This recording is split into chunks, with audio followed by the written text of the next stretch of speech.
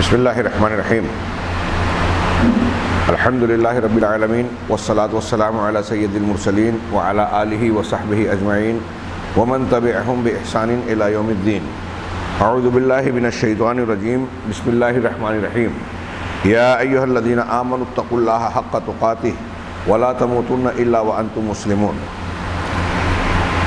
محترم حاضرین، اس سے پہلے کے درس میں تمہیدی طور پر شیخ ربیع نے اللہ کے نبی جناب محمد رسول اللہ صلی اللہ علیہ وسلم کی عبادات کا حال ذکر کیا تھا کہ آپ نوافل میں اور تنہائی میں جو عبادتیں کرتے تھے اس میں بڑی لمبی چوڑی تلاوتیں، ذکر و اذکار، ادعیہ، دعائیں مانگا کرتے تھے، رب العالمین کے جناب میں پیش کیا کرتے تھے. یہ اس تناظر میں سورہ آل عمران کی ان آیتوں کو پیش کیا کہ ہمیں بھی اللہ تعالیٰ نے اس بات پر ابھارا ہے، یا ایھا الذین آمنوا اتقوا اللہ حق تقاتہ، کہ اے ایمان والو اللہ سے ڈرو، اللہ کا تقوی اختیار کرو ویسے جیسا کہ اس سے ڈرنے کا، تقوی اختیار کرنے کا حق ہے. ولا تموتن الا وانتم مسلمون، اور تم ہرگز نہ مرو، یعنی تمہاری موت نہ آئے مگر اس حالت میں ہی آنی چاہیے کہ تم مسلمان ہو. اگلی آیت کو ہم بعد میں دیکھیں گے. پہلے اس آیت کی جو انہوں نے مختصر سی تفسیر کی ہے، لمبی چوڑی گفتگو نہ کرتے ہوئے میں شیخ کی تفسیر پیش کر رہا ہوں کہ یہ کہتے ہیں کہ ان آیتوں میں ہمارے پروردگار جلیل عظیم رب العالمین نے ہم کو اپنے تقوی اور اپنے ڈر پر ابھارا ہے کہ ہم اس کا کما حقہ تقوی اختیار کریں، کہ ہم ویسے ڈریں جیسا کہ ڈرنے کا حق ہے. اس بات کی تفسیر حضرت عبداللہ ابن مسعود رضی اللہ تعالیٰ عنہ سے ثابت ہے. وہ کہتے ہیں کہ تقوی اللہ حق تقاتہ، کیا مطلب ہے؟ اللہ سے اس طرح ڈرنا جس طرح ڈرنے کا حق ہے، ویسا تقوی جیسا تقوی کا حق ہے. تو کہہ رہے ہیں اس کا مطلب یہ ہے، ابن مسعود رضی اللہ تعالیٰ عنہ کہتے ہیں ان یذکر فلا ینسیٰ وَأَن يُشْكَرَ فَلَا يُكْفَرَ وَأَن يُطَاعَ فَلَا يُعْصَى، کہ اللہ تبارک و تعالیٰ کا ذکر کیا جائے، اللہ کو یاد رکھا جائے، فَلَا يُنسَى، اس طرح سے کہ اللہ کو بندہ فراموش نہ کرے، بھولے نہیں کبھی بھی، اور اللہ کا شکر ادا کرتا رہے اس طرح سے کہ کبھی ناشکری نہ کرے، اور اللہ تعالیٰ کی اطاعت و فرما برداری کرتا رہے، فَلَا يُعْصَى، اس طرح کے اس کی نافرمانی نہ کی جائے. تین جملوں میں جس طرح اللہ کا کلام اللہ کا کلام ہے، جن لوگوں کے درمیان یہ کلام نازل ہوا، اس سے پہلے بات ہوئی کہ ان کو بھی اللہ تعالیٰ نے عربی زبان دانی کی گہرائی، سوجھ بوجھ اور اعلیٰ معیار عطا فرمایا تھا. تو ایسے ہی انہوں نے اختصار کے ساتھ جو تفسیر کی ہے، یہ تفسیر بھی بڑی جامع ایک کتاب ہے. ایک ایک جملے پر آپ غور کیجئے، غور سے دیکھیے کہ اس طرح سے اللہ کو یاد رکھا جائے کہ کبھی بھولا نہ جائے، اس طرح سے اللہ کا شکر ادا کیا جائے کہ کبھی ناشکری نہ کی جائے، اس طرح اللہ تبارک و تعالیٰ کی اطاعت و فرما برداری کی جائے کہ کبھی نافرمانی نہ ہو. یہ آگے خود کہتے ہیں کہ یہ اس آیت کی بڑی عظیم تفسیر ہے، کہ یہ چیزیں اگر آپ غور کریں تو آپ کی پوری زندگی اور زندگی کے ہر لمحات اللہ تبارک و تعالیٰ کے شریعت کے مطابق ڈھل جاتے ہیں. وَإِسْنَادُهَا صَحِيحٌ إِلَىٰ عَبْدِ اللَّهِ ابن مسعود، اس کی سند حضرت عبداللہ ابن مسعود تک صحیح ہے. چنانچہ اب ان کی اس تفسیر کی روشنی میں شیخ نے فرمایا چنانچہ ضروری ہے فَأَطِيعُوا اللَّهَ حَقَّ الطَّاعَةِ، چنانچہ تم اللہ تبارک و تعالیٰ کی اطاعت ویسے کرو جیسے اس کی اطاعت کا حق ہے. وَاتَّقُوهُ حَقَّ تَقْوَىٰ، اس کا ویسا تقوی اختیار کرو جیسا اس سے ڈرنے کا حق ہے. وَاشْكُرُوهُ حَقَّ الشُّكْرِ، اور اللہ تعالیٰ کا ویسا شکر ادا کرو جیسا کہ شکر کا حق ہے. یہ آگے اگلے جملے کی طرف بڑھ گئے، لیکن آپ اس تفسیر کی گہرائی میں جائیں. ایک ایک جملہ بہت ہی اختصار کے ساتھ میں بھی عرض کرنا چاہوں گا کہ اللہ تبارک و تعالیٰ کو ہم ہر وقت یاد رکھیں، بھولے نہیں. کبھی یاد ہو کبھی یاد نہ ہو. جیسے رمضان مہینے میں، رمضان المبارک میں یاد ہے، رمضان المبارک کے بعد ہم بھول گئے.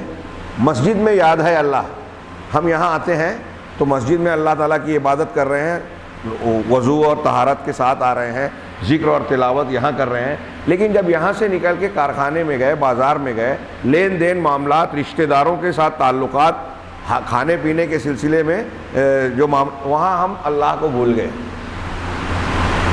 جب بھی ایک بندہ کوئی حرام چیز لیتا دیتا ہے، مثال کے طور پہ آج ہمارے یہاں بہت سارے عبادت گزار جو رمضان المبارک میں کئی قرآن ختم کرتے ہیں، سودی لین دین کر رہے ہیں۔ تو جب قرآن پڑھ رہے ہیں وہ اللہ کو بظاہر یاد کر رہے ہیں، لیکن جب سودی کاروبار کر رہے ہیں تو اس کا مطلب اللہ ان کو یاد ہی نہیں ہے۔ اللہ یاد ہوتا تو اس کا ڈر ہوتا، اللہ یاد ہوتا تو معلوم ہوتا کہ یہ کام اللہ نے حرام کیا ہے، سود کا لینا دینا انتہائی سنگین قسم کا گناہ ہے، اللہ نے اس کو اللہ اور رسول سے جنگ قرار دیا ہے، لہٰذا میں سودی لین دین نہیں کر سکتا۔ اگر اللہ یاد رہے گا تو آپ کے معاملات، آپ کا لین دین، آپ کے تعلقات میں اس کے اثرات دکھائی دیں گے۔ لیکن آج ہم دیکھتے ہیں کہ ایک مسلمان بڑی پابندی سے نماز پڑھ رہا ہے، مسجد میں آ رہا ہے، اپنے آپ کو دیندار دکھاتا ہے، لیکن اس کے معاملات قرآن و حدیث کے صراحتاً خلاف ہے۔ ابھی چھوڑ دیجئے ان باتوں کو جس میں ہمارا کسی مسلک کا اور فلاں کا اختلاف ہے، جن امور پر اتفاق ہے، اختلاف نہیں ہے کہ یہ حلال ہے، یہ حرام ہے، یہ فرض ہے، یہ ناجائز ہے، جن باتوں کو سب مانتے ہیں مسلمان، جیسے ماں باپ کے ساتھ کیسا سلوک ہونا چاہیے، شوہر کا بیوی پر، بیوی کا شوہر پر کیا حق ہونا چاہیے، موٹی موٹی باتیں، کون سی چیزیں حلال ہے، کون سی حرام ہے، زنا ناجائز اور حرام ہے، ہاں یہ سب موٹی ایسی باتیں ہیں جو سب جانتے ہیں، نماز فرض ہے، سب کو پتہ ہے۔ کیا سارے مسلمان بندے ان احکامات کا لحاظ کرتے ہیں، رعایت کرتے ہیں؟ اب اس پر غور کیجئے، ان یذکر اللہ فلا ینسیٰ، اللہ کا ذکر کیا جائے اور اس کو بھولا نہ جائے۔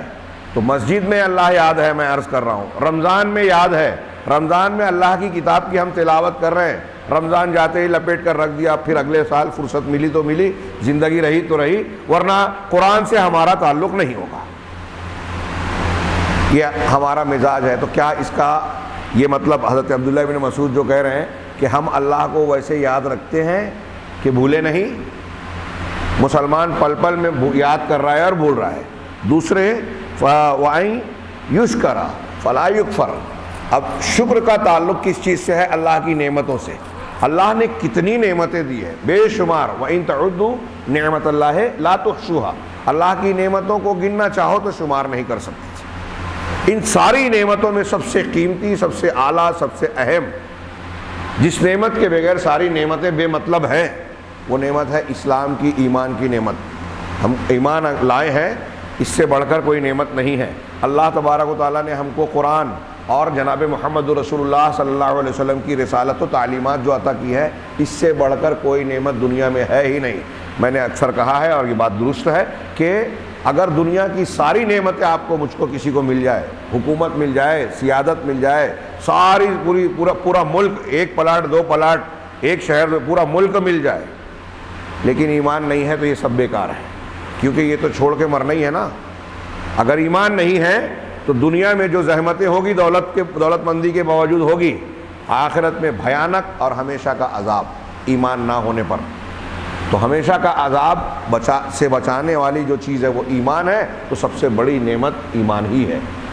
تو ایمان ہے، اسلام ہے، قرآن ہے، اللہ کے رسول صلی اللہ علیہ وسلم کی تعلیمات ہے، یہ سب سے بڑی نعمت۔ اب اس نعمت کی شکر گزاری کیا ہے؟ ہم کو اس نعمت کو جاننے، پڑھنے، سمجھنے کی بھی فرصت نہیں ہے، عمل کرنا تو دور۔ جب ہم پڑھیں گے نہیں، یاد ہی نہیں رکھیں گے اللہ کی اس نعمت کو، تو اللہ کی اس نعمت کا شکر کیسے ادا کریں گے؟ شکر ادا کرنا، میں اپنے الفاظ میں بیان کروں کہ شکر گزاری کا طریقہ یہ ہے کہ اللہ کی نعمتوں کو انہی کاموں میں استعمال کیا جائے جن کاموں کے استعمال میں اللہ تعالیٰ نے جو ہے اس کو بنایا ہے، وہ پوری اس کی شکر، زبان سے بھی اس کو ہم مانیں، شکوہ شکایت نہ لائیں۔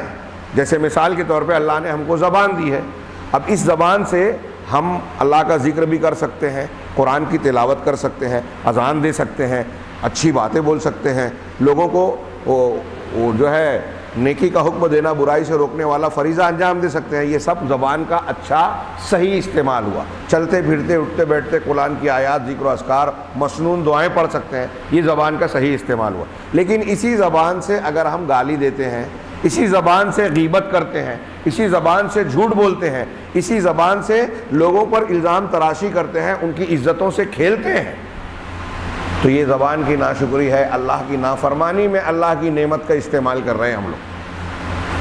تو اب اس زبان کا استعمال اگر ہم اللہ کے دین کے مطابق کر رہے ہیں تو شکر گزاری ہے، دین کے خلاف کر رہے ہیں تو ناشکری ہے۔ اب ایسے ہی یہ آنکھ اچھی چیزیں بھی دیکھ سکتے ہیں، بری بھی، کان اچھی باتیں بھی سن سکتے ہیں، بری بھی۔ آج ہم موسیقی سننے کے دل دادا ہو جاتے ہیں، قرآن، شیطان کا قرآن جو سنتا ہے، اور سلف نے کہا کہ جو شیطان کا قرآن سننا پسند کرتا ہے وہ رحمان کا قرآن اسے اچھا نہیں لگتا۔ ہمیں موسیقی سننا اچھا لگتا ہے، قرآن سننا میں بوریت ہوتی ہے، اکتاہٹ ہوتی ہے۔ یہی اس کا کان ہے، اس سے آپ قرآن بھی سن سکتے ہیں اور موسیقی بھی سن سکتے ہیں۔ تو اللہ کا شکر کس میں ہے کہ اس کان کا استعمال صحیح کام میں کریں۔ اللہ نے آپ کو دولت دی ہے، آپ کو دماغ اور صلاحیت دی ہے، آپ اپنے دماغ کو دنیا میں استعمال کر رہے ہیں، دین کے لیے استعمال نہیں کر رہے ہیں۔ آپ اپنی دولت کو اپنے شوق، اپنے بچوں اور فلاں کی خواہشات کو پورا کرنے میں خرچ کر رہے ہیں، لیکن اللہ کے دین کی دعوت میں، نمازوں مسجدوں کی تعمیر میں، علماء کرام، طلبہ، ان کے تعلیم کے انتظام میں آپ کو دولت خرچ کرنے کا خیال ہی نہیں ہے کہ ان نیک کاموں میں اللہ کا پیسہ لگایا جائے جو اللہ نے ہم کو دیا ہے، تو یہ اس دولت کی ناشکری ہوگی۔ اچھے کاموں میں اگر آپ اپنے پیسے کا استعمال نہیں کر رہے ہیں اور برے کاموں میں استعمال کر رہے ہیں تو یہ آپ کی دولت کی ناشکری ہوگی۔ اب تھوڑی دیر کے لیے یہ سوچئے کہ ابن مسعود رضی اللہ تعالیٰ عنہ نے کہا، اللہ یاد رہے بھولے نہیں، اللہ کی نعمتوں کا شکر ادا کرتے رہے، ناشکری نہ کریں، تو یاد رہے گا، ہم اندر سے ہمیشہ اللہ کی اطاعت و فرما برداری کا جذبہ رکھیں گے، نعمتوں کا صحیح استعمال کرنے کا خیال رہے گا، اس پر اللہ تبارک و تعالیٰ کے سامنے جھک جانے کا جذبہ پیدا ہوگا کہ اللہ نے مجھے دیا ہے۔ اب شکر گزاری کا بھی طریقہ ہے۔ کچھ لوگ، جیسے مثال کے طور پہ فرض کیجئے، اللہ کے رسول صلی اللہ علیہ وسلم نے شکر کا ایک طریقہ بتایا کہ آپ کسی بھی حالت میں ہوں، آپ کسی بھی حالت میں ہوں، آپ شکر گزار بننا چاہیے۔ بخاری وغیرہ کی روایت ہے، انظروا الی من هو اسفل منکم، جو تم سے کمتر اور نیچے کے لوگ ہیں ان کو دیکھو، ولا تنظروا الی من هو فوقکم، اس کو مت دیکھو جو تم سے اوپر ہے، ذاک کیا ہے، اجدروا اللہ تزدروا نعمت اللہ علیکم او کما قال، یہ اس بات کے زیادہ لائق ہے کہ تم اللہ نے جو تم پر نعمتیں کی ہیں، انعام اور احسان کیا ہے، اس کو حقیر نہ سمجھو، کمتر نہ سمجھو۔ سوچو، اس کی تشریح کرتے ہوئے اہل علم نے جو باتیں بیان کی، آپ تھوڑا سا غور کیجئے کہ آپ جب اپنے سے نیچے والے کو دیکھیں گے تو آپ کو یہ احساس ہوگا کہ ارے اللہ نے مجھے اس سے بہتر بنایا، تو آپ جس حالت میں بھی ہے نا، جھوپڑے میں بھی رہتے ہیں، تو آپ اللہ کا شکر ادا کریں گے۔ اور اگر آپ اپنے سے اوپر والے کو دیکھیں گے، بلڈنگ میں رہتے ہیں لیکن آپ دیکھیں گے کہ ارے اللہ نے تو فلاں کو ادیوگ پتی بنایا، ملٹی نیشنل کمپنی کا مالک بنایا، وہ ٹاٹا برلا ہے، وہ امبانی ہے، وہ فلاں ہے، وہ ڈیما ہے، ہاں وہ انٹرنیشنل بل گیٹس ہے، وہ کیسی وہ دولت ہے، ہمارے پاس تو اس کے مقابلے میں کچھ بھی نہیں ہے، تو آپ دولت مند ہونے کے باوجود اپنے آپ کو کم، اللہ کی نعمت کو کمتر سمجھو گے اور اللہ کی نعمت کی ناشکری کرو گے جب اپنے سے اوپر والے کو دیکھو گے، ارے وہ تو اتنا بڑا، ہم تو کچھ بھی نہیں، تو ناشکری آئی۔ لیکن جب آپ اپنے سے نیچے والے کو دیکھیں گے تو اس کی مثال علماء نے دی، مثال کے طور پہ ایک آدمی کو فرض کرو کہ ایک آنکھ ملی ہے، کانا ہے، ایک آنکھ ہے، ایک آنکھ نہیں ہے۔ اب وہ دیکھتا ہے کہ دنیا میں اتنے سارے لوگ دو آنکھ دیے گئے ہیں، مجھ کو ایک ہی آنکھ دی اللہ نے، ان کو دو آنکھیں ہیں، مجھے ایک ہی آنکھیں ہیں، تو اللہ نے جو ایک آنکھ دی ہے نا، اس کی بھی ناشکری کرے گا بندہ، ارے یار مجھے ایک ہی کیوں دی اللہ تو نے، شکوہ کرے گا کہ سب کو تو دو دیا، مجھے ایک ہی کیوں دیا، یہ شکایت ہو گئی، ناشکری ہو گئی۔ لیکن جب وہ یہ دیکھے گا، اپنے سے اوپر والے کو دیکھنے کی بجائے نیچے والے کو دیکھے گا کہ دنیا میں کچھ ایسے لوگ بھی ہیں جو دونوں آنکھ سے اندھے ہیں، دونوں آنکھیں نہیں ہیں ان کی، مجھے ایک تو ہے نا، تو شکر کا جذبہ پیدا ہو گیا، ارے اللہ نے اتنا تو احسان و کرم کیا مجھ پر کہ میری دونوں آنکھیں نہیں لی، محروم نہیں کیا، میں دیکھ تو سکتا ہوں دنیا کو، نعمتوں کو۔ یہ بندے تو ایسے ہیں کہ ان کو ایک بھی آنکھ میسر نہیں ہے، کچھ بھی نہیں دیکھ سکتے۔ اب دو آنکھوں سے محروم آدمی، اب جو اندھا ہے وہ بھی شکر گزار بن سکتا ہے، اس لیے کہ اندھے سے بھی کمتر لوگ دنیا میں پائے جاتے ہیں، کہ ایک آدمی اندھا بھی ہے، بہرا بھی ہے، گونگا بھی ہے، ارے میں اندھا ہی ہوں، میں بہرا تو نہیں ہوں، یہ سوچے گا۔ دونوں ہیں، وہ سوچے گا کہ بھائی اللہ نے مجھے انسان تو بنایا، جانور تو نہیں بنایا، جانوروں کو تو یہ بھی صلاحیتیں نہیں ہیں جو مجھے دی ہے۔ آپ اس طرح سے غور کرتے جائیے، ہر بندہ مخلوقات میں اپنے سے نیچے والے کو دیکھے گا۔ جھوپڑے والا دیکھے کتنے لوگ فٹ پاتھ پہ رہتے ہیں، کتنے لوگ ایسے ہیں جن کو زندگی گزار دیتے ہیں، چھت نصیب نہیں ہوتی، کرائے کے گھروں میں جو ہے لوگ زندگیاں گزار رہے ہیں۔ اگر آپ کا اپنا گھر ہے اور چاہے جھوپڑے ہی کی شکل میں، کتنی بڑی نعمت ہے۔ اس طرح سے آپ غور کرتے جائیے کھانے پینے کے سلسلے میں۔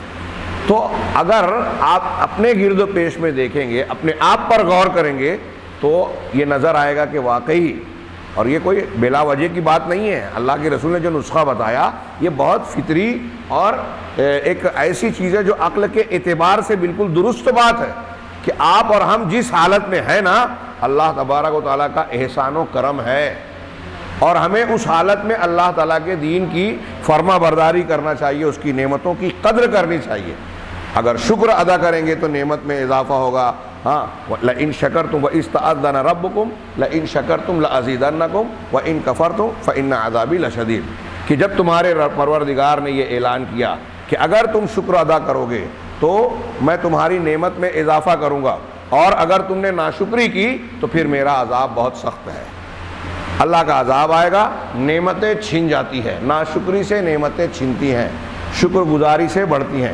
اب اللہ تعالیٰ کے تقوی کو کما حقہ اختیار کرنے کے معنی میں حضرت ابن مسعود کہہ رہے ہیں کہ اللہ کو اس طرح یاد رکھا جائے کہ کبھی بھولے نہیں، اس طرح اس کی نعمتوں کا شکر ادا کریں کہ کبھی ناشکری نہ کریں۔ ان دونوں کو ملا کے غور کیجئے۔ اور آخری ایک جامع جملہ یہ بھی کہا وَأَن يُطَاعَ فَلَا يُعْصَى، اور اللہ کی اطاعت کی جائے چنانچہ اس کی نافرمانی نہ کی جائے۔ ہمیشہ ہم یہ سوچتے رہیں کہ اللہ کا حکم کیا ہے، قرآن اور حدیث کیا کہتی ہیں، ہم اس سے ہٹ کر الگ ہو کر نہ اختیار کریں۔ شادی بیاہ کا معاملہ ہو، کھانے پینے کا مسئلہ ہو، باہم تعلقات ہوں، کسی سے لڑائی جھگڑا اور اختلاف ہو جائے، ہر معاملے میں یہ دیکھیں کہ اللہ تعالیٰ کی شریعت کیا کہتی ہے، ہم اس دائرے سے باہر نہ جائیں۔ تھوڑی دیر کے لیے سوچئے کہ اللہ ہمیشہ یاد کو ہم یاد رکھیں، ہمیشہ اس کی شکر گزاری کریں، اور ہمیشہ اس کی اطاعت کے درپے اور کوشاں رہیں کہ میں اللہ کے دین کی اطاعت کروں گا، نافرمانی نہیں کروں گا۔ یہ تقوی پرہیزگاری کی کیسی علامت اور بندے کے اندر کیسی خوبی اور کمال پیدا کرے گا۔ یہی حضرت عبداللہ ابن مسعود کہہ رہے ہیں کہ یہ اللہ سے ویسے ڈرنا ہے جیسے کہ ڈرنے کا حق ہے۔ لیکن اب دو باتیں، ایک تو آپ کی اور میری انسانوں کی طاقت، اور ایک اللہ تبارک و تعالیٰ کی عظمت، قدرت۔ اب اللہ کی جیسی عظمت ہے، اس کا جو مقام ہے، مرتبہ ہے، کمال ہے، جس کو ہم اور آپ سمجھ بھی نہیں سکتے۔ کیا کوئی انسان اللہ کی اس عظمت کے تقاضے کو پورا کرتے ہوئے اللہ کا ڈر پیدا کر سکتا ہے؟ جیسا اللہ تبارک و تعالیٰ کا حق ہے ویسے ڈرنے کی اگر بات کریں تو ایک انسان کے لیے یہ بھی درست نہیں ہو سکتا۔ یہی اسی تفسیر کو بھی دیکھیں کہ ایسا ہمارے ساتھ ہو بھی نہیں سکتا کہ ہم کوئی لمحہ اللہ کو یا کسی کو بھولے بھی نہیں۔ انسان چاہتے ہوئے بھی ایسا نہیں کر پاتا۔ اب آپ تراویح پڑھتے ہیں، قرآن کی تلاوت کرتے ہیں، قرآن سن رہے ہیں، لیکن آپ خود غور کیجئے کہ کتنی دیر تک آپ حافظ کی قرأت یا اپنی تلاوت پر دماغ کو مرکوز رکھ پاتے ہیں؟ 10 منٹ، 12 منٹ، 15 منٹ۔ لوگوں کا کہنا ہے، ماہرین نفسیات اور ذہنیات کا، کہ ایک خاص پیریڈ تک انسان کوئی چیز توجہ سے سننے کے بعد ویسی توجہ برقرار نہیں رکھ سکتا جیسی پورے نشاط اور سرگرمی کے ساتھ، جذبے کے ساتھ ایک موقع پر رکھتا ہے۔ بیچ میں کچھ چیزیں چھوٹ جاتی ہیں، کچھ چیزیں ایسی رہتی ہیں، جیسے آپ ابھی میری بات توجہ سے سن رہے ہیں، تھوڑی دیر سننے کے بعد آپ کا دماغ کہیں بیچ میں کہیں اور چلا گیا، تو ایک جملہ، دو جملہ، ایک بات، دو بات جو آپ نے جس توجہ سے سنی، دوسرا جملہ آپ نے ویسے نہیں سنا۔ تو یہ انسان کے اپنے ذہنی کیفیات کے نشیب و فراز ہے۔ اس حدیث میں بھی اس کی طرف اشارہ ملتا ہے جس کا میں نے تذکرہ کیا تھا کہ اللہ کے رسول سے آ کے حضرت حنظلہ نے کہا کہ نافقہ حنظلہ منافق ہو گئے۔ کہا کیوں؟ کہا آپ کے مجلس میں نماز میں ہوتے ہیں تو ہماری کیفیت الگ ہوتی ہے، گھر بار کاروبار میں ہوتے ہیں تو الگ ہو جاتی ہے کیفیت۔ تو اللہ کے رسول نے فرمایا کہ یہ تو نفسیاتی ہے معاملہ، ایک انسان کا بشری تقاضا ہے۔ جس حالت میں تم میری مجلس میں ہوتے ہو، اگر اسی کیفیت میں ہر وقت رہنے لگو تو فرشتے تم سے راستوں میں اور بستروں پہ آ کر مصافحہ کریں گے۔ ولیکن ساعتاً و ساعتاً یا حنظلہ، لیکن الگ الگ اوقات کے الگ الگ حالات ہوتے ہیں اے حنظلہ. یہ ایک نفسیاتی بات، فطری بات ہے، انسان کی طاقت کی بات. یعنی انسان کی طاقت میں یہ نہیں ہے کہ جس طرح جنت میں جنتی اللہ کی توفیق سے سانس ہم بغیر ارادے کے جیسے لیتے ہیں نا، ویسے بلا ارادہ بندہ جو ہے سانس لینے کی طرح سبحان اللہ و بحمدہ، اللہ کی حمد کے ساتھ اس کی تسبیح بیان کرے گا. فرشتے جس طرح بیان کرتے ہیں، سانس لیتے ہیں، ہم سو بھی گئے تو سانس لیتے رہتے ہیں نا. اب جب ہم سو گئے تو ہمارا ذہن و دماغ کام نہیں کر رہا ہے. یہ جو جاگتے میں ہم جو باتیں کر رہے ہیں، جو کام کر سکتے ہیں، سونے میں نہیں کرتے. تو پھر سونے کی حالت میں ہمارے لیے یہ ممکن ہی نہیں ہے. لیکن جنت میں نیند تو آئے گی نہیں، اور ویسے بھی ہر وقت آدمی تسبیح اور تحمید کرے گا اللہ کی توفیق سے. تو اب یہ جب آیت نازل ہوئی تو بعض لوگ یہ واقعہ نقل کیا کہ صحابہ کرام نے آ کر اللہ کے رسول صلی اللہ علیہ وسلم نے کہا کہ اللہ کے رسول، اللہ سے تقوی اختیار کرنا تو ہمارے بس میں جتنا ہے ہم اتنا کر سکتے ہیں، لیکن ہمارے بس سے بڑھ کر اللہ کی جتنی طاقت ہے، اللہ تبارک و تعالیٰ کا جو حق ہے، جتنی طاقت نہیں، اللہ تعالیٰ کا جو حق ہے وہ تو ہمارے بس سے، ہماری طاقت سے باہر ہے. تو آگے کے جملے میں بھی شیخ نے وہ بحث کی ہے، لیکن اس ٹکڑے پر بھی اہل علم نے اس کے اوپر گفتگو کر کے صحابہ کرام کا یہ شکوہ بیان کیا، اور پھر بتایا کہ اس کے جواب میں بعد میں اللہ تعالیٰ نے قرآن کی آیت نازل فرمائی، فاتقوا اللہ ما استطعتم. بڑی جامع بات ہے، یاد رکھیے. زندگی کے بہت سارے مسائل میں یہ قرآن کا ایک چھوٹا سا ٹکڑا آپ کی رہنمائی کرے گا، آپ کو مسئلہ سمجھا دے گا. فاتقوا اللہ ما استطعتم، جتنی تمہاری طاقت ہے اللہ سے اتنا ڈرو. یہاں کہا ویسے ڈرو جیسے ڈرنے کا حق ہے، اور وہاں کہا جتنی طاقت ہے. تو اب جتنی ہماری طاقت ہے اس اعتبار سے اللہ سے ڈرنے کا حق اس طرح ادا کیا جائے کہ جتنا ہو سکے ہم اللہ کو یاد رکھیں، بھولے نہیں. جتنا ہو سکے اللہ تبارک و تعالیٰ کا شکر ادا کریں، ناشکری نہ کریں. جتنا ہو سکے اللہ کی اطاعت کریں، قرآن و حدیث پر عمل کریں، اس کی نافرمانی اور مخالفت نہ کریں. دونوں کو ملا لیجیے. اب یہ چیز جو میں نے کہا کہ آپ کے بہت سارے لوگ سوال کرنے آتے ہیں نا کہ فلاں کام ہے میں نہیں کر سکتا، یہ چیز میں کرتا تھا لیکن ابھی ایسا ہو گیا. تو جو آپ کی طاقت کے باہر ہے آپ کو اللہ تعالیٰ اس کا مکلف نہیں بناتا. فاتقوا اللہ ما استطعتم، جتنی طاقت ہے اتنا اللہ سے ڈرو. آگے بڑھتے ہیں کہ اللہ تبارک و تعالیٰ نے آگے والے جملے میں کہا وَلَا تَمُوتُنَّ إِلَّا وَأَنْتُمْ مُسْلِمُونَ، اور تم بالکل نہ مرو مگر اس حالت میں کہ تم مسلمان رہو. اپنی بات کہنے کی بجائے شیخ کا جملہ، شیخ کی باتیں میں نقل کروں کہ شیخ کہتے ہیں اس جملے کو نقل کر کے کہ کبھی یہ بات کہی جاتی ہے کہ یہ چیز انسان کے اختیار میں نہیں ہے، انسان اس کا مالک نہیں ہے کہ اللہ کہہ رہا ہے کہ تمہاری موت جب بھی آئے تو اس حالت میں آئے کہ تم مسلمان رہو. اب انسان کو یہ پتہ نہیں ہے کہ موت کب آنے والی ہے، نمبر ایک. اور یہ نہ ہونے کی وجہ سے جو جذباتی اور انسان کے عمل کی کیفیات میں اتار چڑھاؤ آتا ہے، تو ایسا ہو سکتا ہے کہ کسی ایسے وقت میں موت آ جائے جب ہم اللہ کو بھولے ہوئے ہوں، پیشاب پاخانے کی حالت میں ہوں. تو یہ انسان کے بس میں نہیں ہے، شیخ وہی کہہ رہے ہیں. لیکن اللہ تعالیٰ آگے کہہ رہے ہیں لاکن یقال، لیکن یہ بھی جواب دیا جاتا ہے کہ اگرچہ یہ چیزیں ہو سکتی ہے لیکن جو ہمارے بس میں ہے، جو ابھی ہم نے کہا فاتقوا اللہ ما استطعتم، جو ہمارے بس میں ہے اس بس کا اختیار کرتے ہوئے، طاقت کا اختیار کرتے ہوئے ہمیں اسباب اختیار کرنے چاہیے کہ ہماری موت جب بھی آئے تو ہم مسلمان رہیں. اگر بشری تقاضے کی بنیاد پر اگر اللہ کسی وقت ہم بھول گئے اور گناہ کرنے لگے، جیسے ہی اللہ یاد آئے گناہ چھوڑ کر توبہ کر لو. اگر بشری تقاضے کے مطابق ہم غفلت کا شکار ہو گئے، کسی نعمت کی ناشکری کر بیٹھے، فوراً توبہ کر کے رجوع کر کے اللہ تعالیٰ سے معافی مانگے کہ کہیں اگر ہم اسی حالت میں رہ گئے اور ہماری موت آ گئی تو ہم ایمان کی حالت میں، پکے مسلمان کی حالت میں نہیں مریں گے، مسلمان ہونے کی حالت میں نہیں مریں گے، فوراً توبہ کریں. تو یہ عملی طور سے تقاضا، جیسے ہی یاد آئے ہم کوئی گناہ کر بیٹھے، کوئی غلطی کر بیٹھ رہے ہیں، جیسے ہی یاد آئے فوراً توبہ کریں، فوراً استغفار. ہاں صحابہ کرام کا جیسے معاملہ تھا، ان سے بھی بشری تقاضے کے مطابق بعض غلطیاں ہوئیں. روزے کی حالت میں ایک آدمی نے اپنی بیوی سے تعلق قائم کر لیا، اللہ کے رسول کے پاس آیا کہ مجھ پر حد جاری کیجیے، میں نے ایسی ایسی خطا کی. آپ نے کفارہ بتایا. 2-3 صحابہ کا معاملہ ہوا، زنا کا ارتکاب ہو گیا، آئے بتائے. ہاں بعد میں جو ہے اصولوں کے مطابق جو ہے موقع دیکھ کر اللہ کے رسول صلی اللہ علیہ وسلم نے ان پر حدود جاری کی، رجم کروایا. تو غلطی ہو گئی.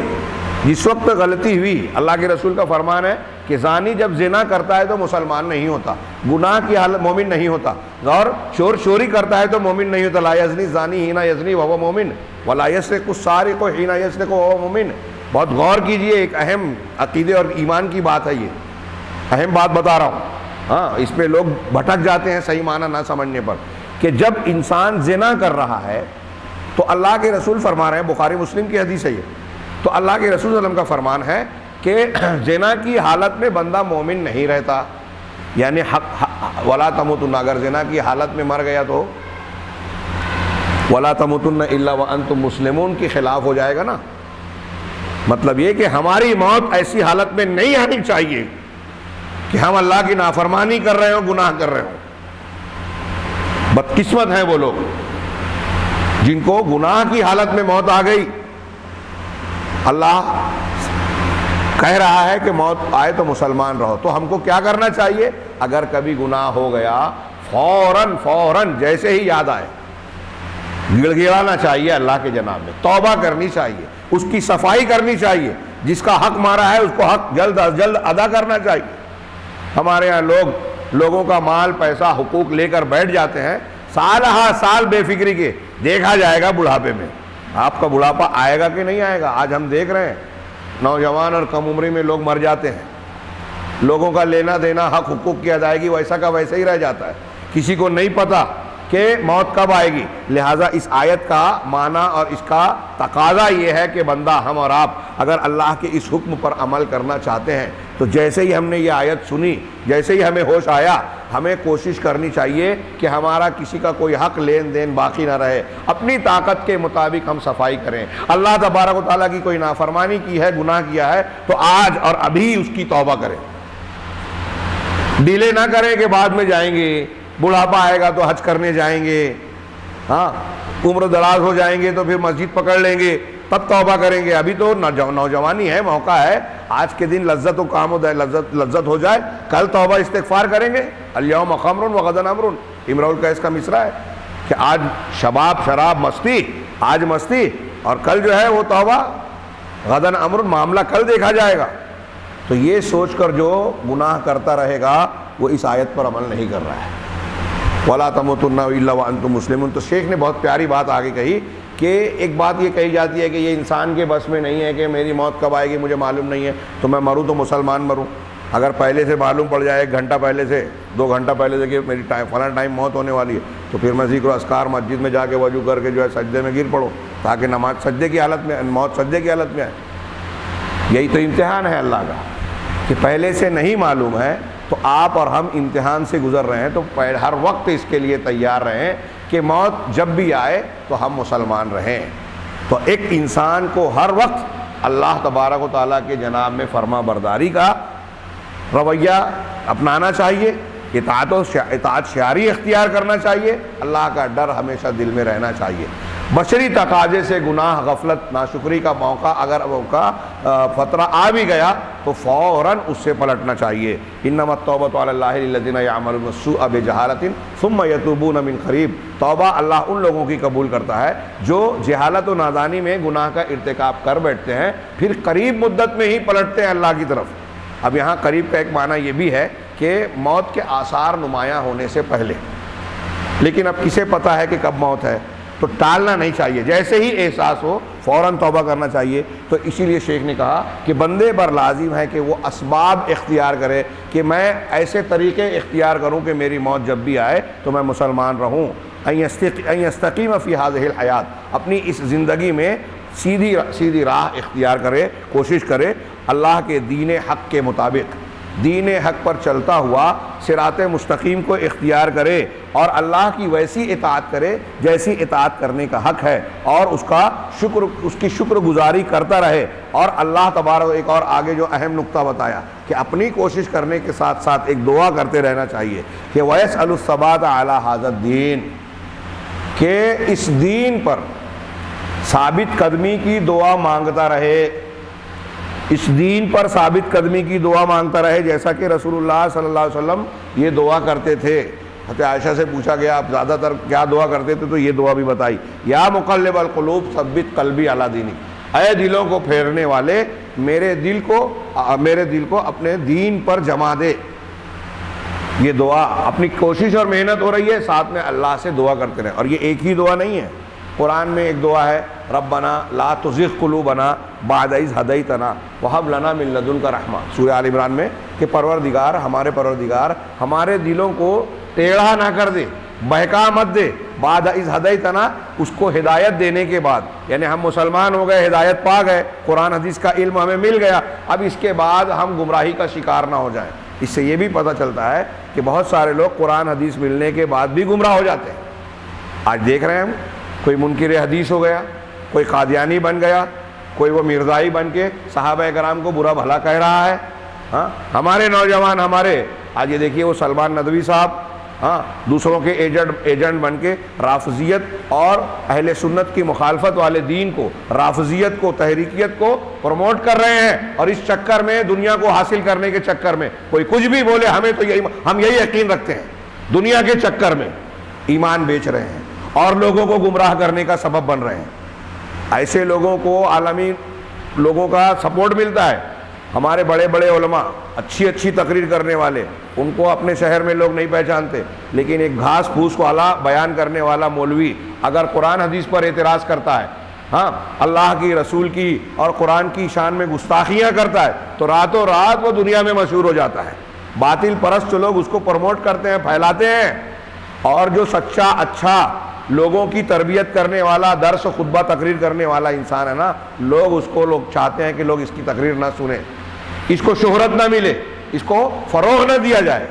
آپ غور کیجئے، آپ کو ماحول میں نظر آئے گا کہ ہمارے جو نئی نسل کے نوجوان ہیں نا، وہ بہت سارے گمراہ کرنے والے لوگوں سے اس لیے متاثر ہیں، وہ قابل ہیں، یہ تو خود جاہل ہیں. ان کو کیا پتا کہ وہ کتنا بڑا عالم اور کتنا بڑا جاہل ہے.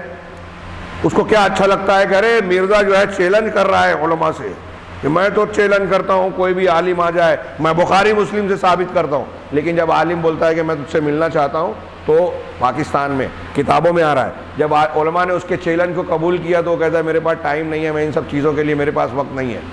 جو آدمی گیا تھا اس نے لکھا ہے، میں نے خود پڑھا کتاب میں، پاکستان سے چھپی ہوئی، موبائل پہ آئی.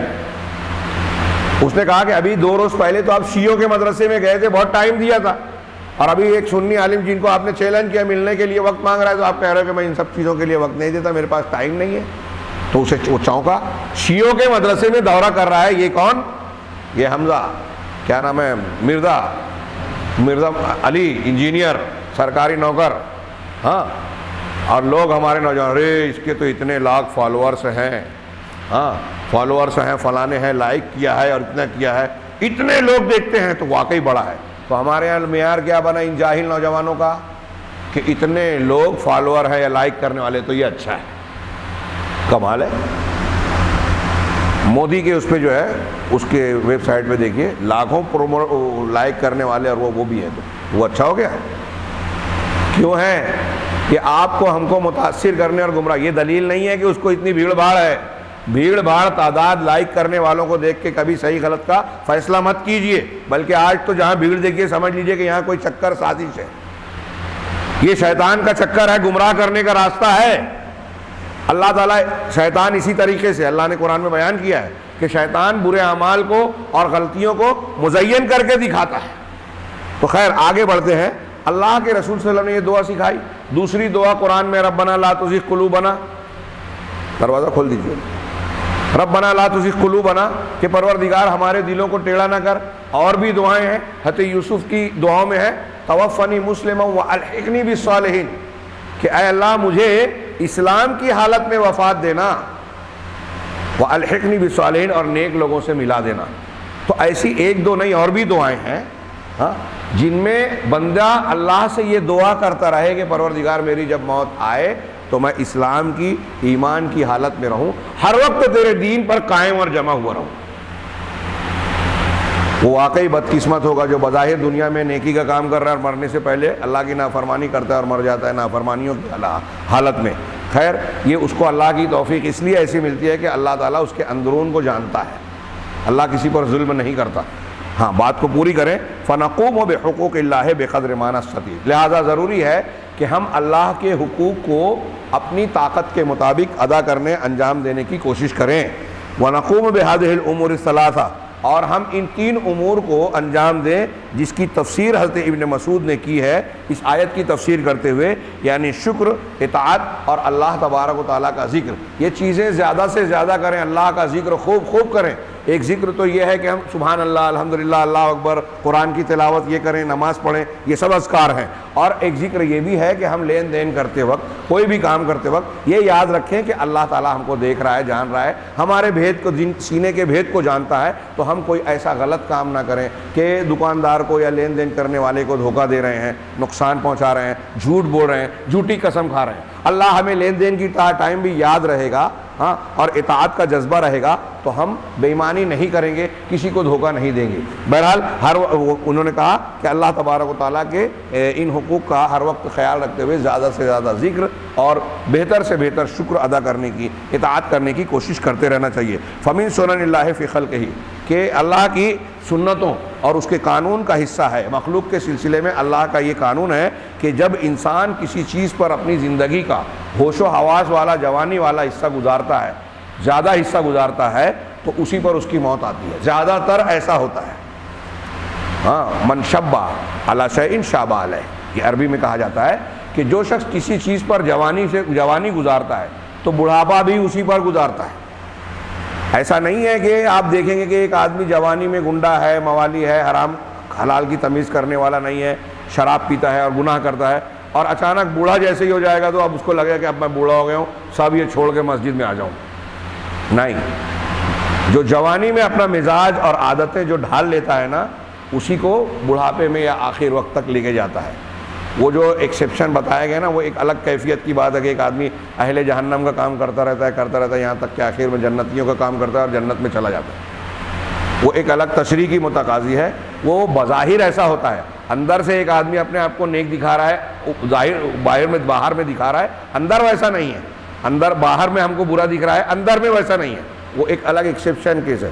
زیادہ تر یہ ہوتا ہے کہ ایک آدمی زندگی کے اعمال کو جس طریقے سے گزارتا ہے تو بڑھاپے میں یا موت کے وقت اس کی وہی حالت ہوتی ہے۔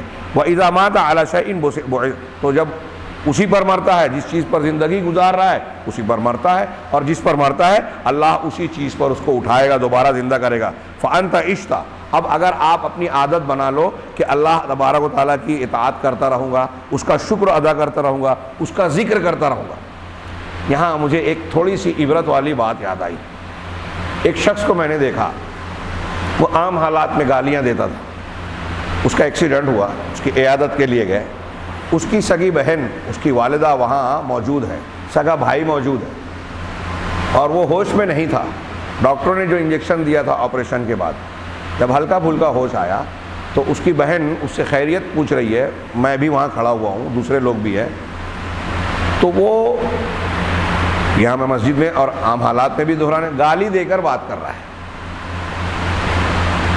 دوبارہ پوچھا تو پھر اس نے گالی دی، تو اس کی بہن ہم لوگوں کی طرف مڑ کر پوچھتے ہیں کہ یہ کیا کہہ رہے ہیں؟ تو ہم لوگوں نے کہا کہ آپ لوگ ہٹ جائیے۔ ہم لوگ سمجھ چکے تھے اور یہ بھی سمجھ چکے تھے کہ وہ ہوش میں نہیں ہے۔ اس واقعے سے مزید میرے دل پر ایک چوٹ لگی اور میں چونکا، اور یہ سبق ملا۔ میں وہ سبق دینا چاہتا ہوں کہ جاگتی ہوئی حالت میں، ہوش و حواس کی حالت میں ہمیں گالی گلوچ اور گندے الفاظ استعمال کرنے سے بچنا چاہیے، بہت زیادہ بچنا چاہیے۔ کیونکہ اگر ہم نے یہ عادت بنائی ہے، آج دیکھ لیجئے کہ کچھ لوگ ایسے ہیں جن کی عادت ہے ماں بہن کی اور اس کی گالیاں دینا۔ ہمارے شہر میں یہ تو بہت کامن ہے، اور لوگ سمجھتے ہیں یہ معمولی چھوٹی بات ہے۔ نفاق کی علامت جو بتائی گئی ہے، اور بھی اس میں برائیاں ہیں۔ اس میں ایک پہلو جو میں نے وہ منظر بتایا ابھی آپ کو، آپ سوچئے کہ اگر آپ کو گالی دینے کی عادت ہے اور آپ بے ہوشی کی حالت میں ہیں یا آپ کی موت آ رہی ہے، آپ کلمہ پڑھنے کی بجائے یہی گالیاں دیں گے، اللہ کا ذکر کرنے کی بجائے یہ گندی باتیں کریں گے۔ گھر والوں پر جو اثر پڑے گا جانے دیجئے، شرمندگی والی بات، وہ گھر والے ہیں، ماں باپ ہیں، معاف کر دیں گے۔ لیکن اللہ کے جناب میں اگر اسی حالت میں گالیاں دیتا ہوا چلا گیا تو کیا بنے گا؟ ایک مومن بندہ اگر اس منظر کو سوچے، اپنے آپ پر سوچو، تو دل اندر سے دہل جائے گا، رونگٹے کھڑے ہو جائیں گے کہ نہیں، ہم اللہ کے پاس اس حالت میں جانا نہیں چاہیں گے۔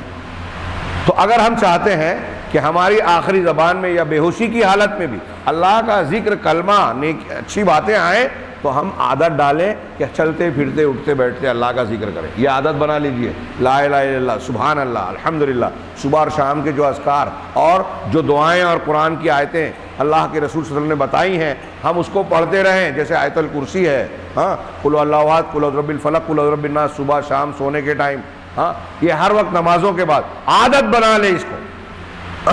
جیسے چلتے پھرتے ہمارے یہاں کچھ لوگ گانے گاتے نا، فلم کے گانے موبائل پہ سن رہے ہیں، گھر میں سن رہے ہیں. ان گانا گانے کی بجائے صحابہ کرام کی پیروی کرتے ہوئے، اس حکم کی تعمیل کرتے ہوئے چلتے پھرتے قرآن پڑھنے کی عادت ڈالیے. یہاں جتنے بیٹھے ہیں چند ہی لوگ صحیح، میرا سوال ہے کہ کیا اس کی کوشش کریں گے؟ انشاءاللہ عادت بنائیے کہ چلتے پھرتے قرآن پڑھیں گے، اللہ کا ذکر کریں گے. گانا وانا دل میں زبان پہ آ بھی گیا، جیسے ہی یاد آئے فوراً اس کو روک کے ذکر کریں گے، اللہ کا توبہ کریں گے اور ذکر کریں گے، سبحان اللہ، الحمدللہ، سبحان اللہ وبحمدہ. یہ عادت بنائیے. اور ایسی عادت بنائیں گے آپ نا، یہ میرا یقین ہے، اللہ تعالیٰ پر بھروسہ ہے کہ یہ عادت اگر آپ خلوص دل سے عمل کرنے لگو تو روز مرہ میں آپ جو ٹینشن، پریشانی، مسائل میں گھرے ہوئے ہوتے ہیں نا، اللہ ان سب کو آسان کرے گا. ذکر و اذکار کی اتنی فضیلت علامہ ابن قیم نے اپنی کتاب میں تقریباً 100 یا 100 سے زیادہ ذکر اذکار کے فائدے قرآن و حدیث کی روشنی میں گنائے. لیکن اس کے آداب اور سنتوں کے مطابق ہونا. یہ بھی صحیح یاد رہے، صوفیوں کی طرح بدعتی ذکر نہیں کرنا ہے، اہل بدعت کی طرح بدعتی ذکر نہیں کرنا ہے، سنت کے مطابق کرنا ہے. بات کو میں پوری کروں، ایک پیراگراف بچا ہے. شیخ کہتے ہیں کہ اگر ایک آدمی انہی چیزوں کو اپنی عادت بنا لے گا تو انشاءاللہ اس کا اچھا خاتمہ ہوگا. دعا کرتا رہے، روز مرہ کی اپنی عادت بنائے ذکر و اذکار کی، شکر گزاری اور اطاعت و فرما برداری کی، اور اپنی طرف سے کوشش کرے. جب خود کی کوشش کرے گا، اللہ سے دعا کرے گا، تو امید قوی ہے کہ اللہ تعالیٰ ضرور اس کا خاتمہ اس حالت میں کرے گا کہ وہ مسلمان ہو. وَلَا تَمُوتُنَّ إِلَّا وَأَنْتُمْ مُسْلِمُونَ. ہاں، فَتَمُوتُ عَلَى الْإِسْلام، چنانچہ وہ اسلام کی حالت میں مرے گا. اب اس کا یہ بھی مطلب نہیں ہے کہ ایک آدمی اگر پیشاب پاخانہ کرتے ہوئے انتقال کر گیا تو ہم فتویٰ دے دیں کہ وہ آدمی جہنم رسید ہو گیا. کہ پیشاب پاخانہ بشری تقاضے کی حاجت ہے. ایسی حالت میں ہمیں کوشش کرنا چاہیے کہ نماز روزے کی حالت میں آئے، لیکن اگر اس حالت میں آ گیا تو ہم فتویٰ نہیں دے سکتے، جیسا کہ ہمارے ہاں کچھ لوگ کرتے ہیں. ہاں، کہہ رہے ناخذوا فتموت علی الاسلام، ناخذ بالاسباب، ہم اسباب کو اختیار کریں جس کو التی تعطینا هذه النتیجہ، ایسے اسباب جو ہم کو یہ نتیجہ دیوے کہ ہم اسلام کی حالت میں مریں. وهذه الثمرۃ العظیمہ، یہ بہت بڑا اور عظیم ثمرہ اور فائدہ ہے، نتیجہ ہے. وہی، اور وہ یہ ہے کہ ہم اسلام پر مریں، نیکی کی عادت پر قائم رہیں، دعا کرتے رہیں، تو ممکن ہے کہ ہم اسلام پر مریں گے، سنت پر مریں گے، رسول اللہ صلی اللہ علیہ وسلم کے بتائے ہوئے دین پر مریں گے. اس کے برخلاف اگر ہم عادت بنا لیتے ہیں گناہوں کی، بدعتوں کی، آج بہت سے لوگ ہیں گناہ میں پڑے ہوئے ہیں، بدعات اور خرافات کے شکار ہیں، سنتوں کو ادا کرنے سے دور بھاگتے ہیں، العیاذ باللہ، اللہ ہمیں ان سے بچائے. کہہ رہے ہیں کہ اگر ہم بدعات اور گناہوں کی عادت ڈالتے ہیں تو یہ ہمارے سوء خاتمہ، برے خاتمے کا سبب ہو سکتا ہے، اور نتیجہ یہ نکل سکتا ہے کہ ہم اسلام کی حالت کی بجائے غیر اسلام پر مریں، اللہ کی نافرمانی کی حالت میں مریں. ہاں، البدع وکبائر الذنوب، بدعتیں اور کبیرہ گناہ یہ سوء خاتمہ کے اسباب میں سے ہیں. یاد رکھیے، بہت پیاری بات کہی ہے، لمبا موقع نہیں ہے، میں ایک جملہ پڑھ کے ان کے آخری کی بات کر رہا ہوں. اللہ ہمیں اس سے بچائے. چنانچہ تم ہوشیار رہو، پوری کوشش کرو بچنے کی گناہوں سے اور بدعتوں سے، اور جو شخص ان میں سے کسی چیز میں واقع ہو گیا ہے تو فوراً بلا تاخیر اللہ تبارک و تعالیٰ کی طرف توبہ کے ساتھ پلٹے، توبہ کرتا ہوا پلٹے. ان غرہ اہل الباطل ببدع، ایسا بھی ہو سکتا ہے کہ اہل باطل نے اپنی بدعت کے ساتھ اس کو دھوکے میں ڈال دیا یا اسے گناہ میں ڈال دیا. بہت سارے جاہل لوگ یہ دیکھتے ہیں نا، جیسے ابھی میں نے مرزا کی مثال دی، اتنے فالوور ہیں، بھیڑ بھاڑ دیکھ کے متاثر ہو جاتے ہیں، ارے اتنی کانفرنس اور اتنی بڑی ان کا پروگرام ہو رہا ہے، اجتماع ہو رہا ہے، تو عالمی 1 کروڑ لوگ جمع ہو گئے، اتنے لاکھ جمع ہو گئے، واقعی پھر اس کے پیچھے پڑ گئے. تو جاہل آدمی بھیڑ بھاڑ دیکھ کے اسی کے پیچھے چلنے لگتا ہے. تو اگر کسی وجہ سے بدعتیوں نے، اہل باطل نے بدعات کو سنوار کر اس سے متاثر کر دیا اور ملوث کر دیا، تو بندے کو یہ تو فرض ہے ہر انسان کا کہ جب دین پر یا شریعت پر عمل کر رہا ہے تو معلوم کرے کہ یہ قرآن حدیث کے مطابق ہے یا نہیں ہے. اگر جہالت میں بھی وہ بدعت کر رہا ہے تو اللہ کے یہاں جواب دینے پڑے گا کہ جب وہ بدعت تھی تو تو نے کیا کیوں؟ بھیڑ بھاڑ دلیل ہے کیا؟ اللہ تعالیٰ نے یہ کہا تھا کہ بھیڑ بھاڑ دیکھ کے عمل کرنا؟ اللہ نے تو یہ کہا تھا کہ قرآن اور حدیث دیکھنا، جو اللہ دے وے وہ لے لو، جو رسول دے وے وہ لے لو، بھیڑ جو دے وے وہ مت لو۔ تو کہا اللہ تبارک و تعالیٰ کی طرف توبہ کرنا چاہیے۔ اگر ہم سے بدعت کا ارتکاب ہو گیا، کسی وجہ سے معصیت میں پڑ گئے، اہل بدعت نے خوبصورت بنا کر کچھ بدعتوں کو سنوار کر لوگوں میں رائج کر دیا اور بعض جہالت میں پڑ گئے، تو جیسے ہی پتہ چلے تحقیق کر کے فوراً توبہ کرنی چاہیے۔ فَلْيَنزَعْ مِنْ ذَلِكَ فَوْرًا، تو اس بدعت، خرافات اور گناہ کی حالت سے بندے کو فوراً نکلنا چاہیے اور اللہ سے توبہ کرنے کی طرف جلدی کرنا چاہیے اور شدت کے ساتھ اس پہ نادم ہونا چاہیے۔ پھر اس کے بعد اللہ تعالیٰ کی اطاعت اس کے دین کے مطابق کرنا چاہیے۔ فَإِنَّ اللَّهَ مِنْ كَرَمِ، چنانچہ اللہ تعالیٰ کے کرم، اس کے سخاوت، اس کے عدل و انصاف کا یہ حصہ ہے کہ وہ نیک اور اچھا عمل کرنے والے کے عمل کو ضائع نہیں کرتا۔